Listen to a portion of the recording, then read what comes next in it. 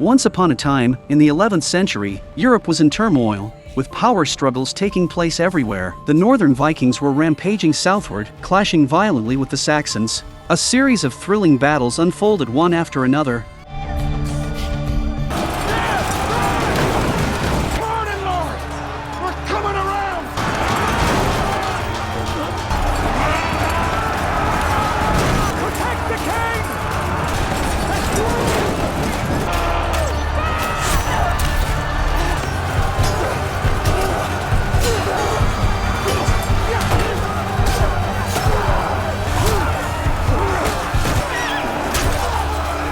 Uhtred was originally the prince of a Saxon lord, but after a war, he was adopted by the Danish leader Earl Ragnar.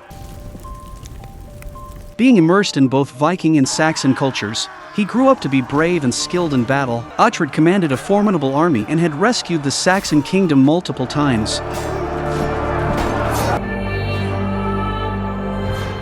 Although he acknowledged his identity, he was unwilling to pledge allegiance to the Saxon king. Years of war had left the land in ruins, and Uhtred's greatest dream was to end the conflict between the two races and achieve peace. However, centuries of hatred were deeply rooted in the hearts of both the Vikings and the Saxons, making peace difficult to attain. I am telling you, my dream was a prophecy. 3 nights I have had it.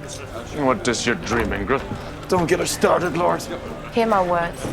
7 kings must die. At this time, Europe underwent a significant change when the old King Edward suddenly passed away. Upon hearing this news, the Vikings wasted no time in taking action. Leader Olaf led his army from Ireland to England overnight. Though the Viking army was strong, conquering the entire territory of Wessex would still be challenging. Therefore, Olaf was not in a rush to attack but instead sought alliances with several kingdoms in northern Britain to divide Edward's lands among them. Meanwhile, the Wessex royal family remained unaware of these developments. The old king's passing triggered a succession crisis within the kingdom. Prince Aelfweard took the opportunity to launch a coup, led his troops into the palace, attempted to kidnap the queen and kill Edmund.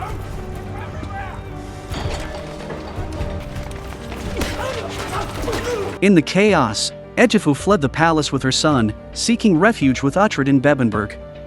All stand for the Queen. Queen Egifu, what brings you this far north? I come seeking refuge with my son. Edward, rightful king of these lands, has died. And my heart grieves. When Uhtred learned about the palace coup, he realized that his chance had come and he decided to lead his troops to Egilsburg. That was Aelfweard's lair, where his army was stationed. According to intelligence, Aelfweard's forces had not yet arrived, and if they could buy time for Ethelstan, the coup could be resolved. The next morning, Uhtred departed from Bebbanburg with his army. Meanwhile, Ethelstan, who was studying at a monastery and living a peaceful life, was unaware of his father's passing. He was even entangled in a romantic relationship with Ingelmundr. Just then, a priest delivered the news of the old king's death to Ethelstan. Although he was surprised to learn about this, he knew that this was not the time to be sad. Aelfweard was gathering rebels, and if they reached Wessex first, Ethelstan's claim to the throne would be in jeopardy. The priest urged Ethelstan to set off immediately, but he hesitated. Ingelmundr noticed Ethelstan's indecision and advised against going to Wessex for his coronation. Rather, he should engage Aelfweard in battle directly. This suggestion solidified Ethelstan's resolve, and he quickly marched his troops toward Egilsburg. Meanwhile, Uhtred and his men arrived at the castle first. As they entered the city, Aelfweard was still on his way. That night, Uhtred and a few comrades killed the patrolling guards and took control of the gate. Hey.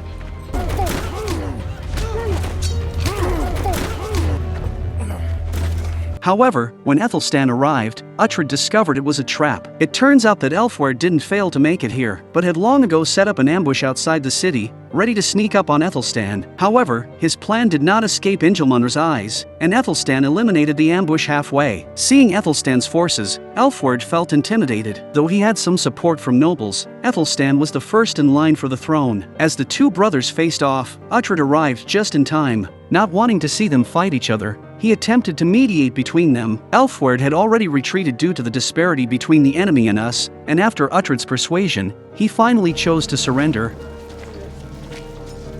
Forgive me for my failings. and give comfort to my mother's kin.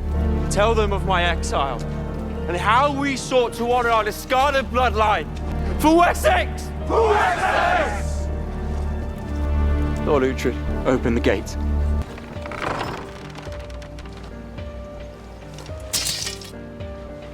However, Aethelstan had no intention of sparing Aelfweard. He took his sword and plunged it directly into Aelfweard's body.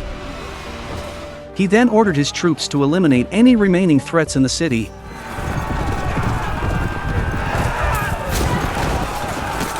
Uhtred was left in shock at the scene. He never expected the once courteous prince to become so cold-blooded.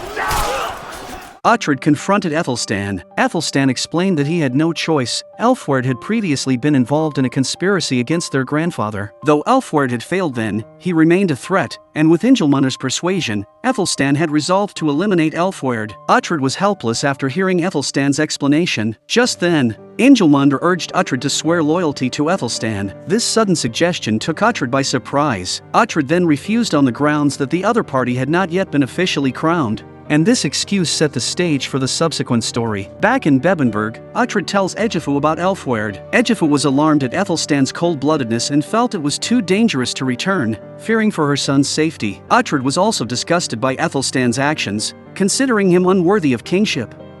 A few days later, Aethelstan was crowned in Wessex, but Uhtred did not go to congratulate him. Aethelstan didn't think too much of Uhtred's behavior. He knew what Uhtred wanted, and he had more important things to do at this time. Aethelstan planned to expand Wessex's influence and unify all of England. War soon erupted, and Aethelstan's army advanced rapidly, causing many city-states to submit to his rule. When news of Aethelstan conquering another lord reached Bebbanburg, Uhtred felt an uneasy tension. His men advised him to hurry and get crowned. Northumbria, the strongest power in the north, had been without a king since the old king's passing. Everyone hoped Uhtred would ascend to the throne, but he was reluctant to pursue kingship. After much contemplation, Uhtred decided to seek a conversation with Aethelstan. However, upon arriving at the camp, he discovered a secret. It turned out that Aethelstan and Ingelmunder were lovers, a relationship forbidden by Christian doctrine. If this matter were to become public knowledge, the entire Wessex royal family would be targeted. But Uhtred is more concerned with his promotion of Christianity than whether Aethelstan prefers men or women. Aethelstan had been ruthlessly slaughtering pagans in his territories, inciting public outrage. Uhtred hoped Aethelstan could respect other beliefs, which led to a heated argument between them. Aethelstan accused Uhtred of refusing to swear loyalty because he wished to claim kingship for himself. Uhtred was furious upon hearing this accusation but ultimately chose to endure it. Before leaving, Uhtred warned Aethelstan to be cautious of Ingelmunder. Unbeknownst to them, Ingelmunder overheard this warning and quickly arranged for his men to secretly eliminate Uhtred. That night, Ingelmunder and his men left the camp, intending to launch a surprise attack on Uhtred's territory in Bebbanburg. However, his plan was accidentally discovered by his guard Aldhelm, who then told Uhtred about it. Upon receiving this news, Uhtred swiftly returned to Bebbanburg with his men via a shortcut. The next morning, Ingelmunder arrived at Bebbanburg. Originally, he planned to seize control of the castle, but little did he know Uhtred had returned the previous night. Uhtred deliberately opened the castle gates and captured Ingelmunder in one swift move. He originally wanted to use Ingelmunder as a hostage to force Aethelstan to withdraw his troops, but Ingelmunder instigated a nun to rebel and in turn took Uhtred hostage. News of Ingelmunder's actions quickly reached Aethelstan. Unhappy with the situation, Aethelstan did not blame Ingelmunder for acting independently. Instead, he ordered Aldhelm to be executed.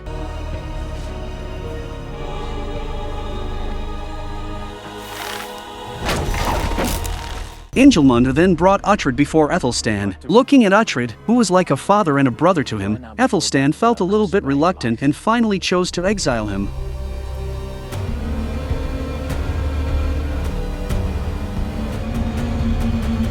I cannot. Let me offer my help. Take everything from him.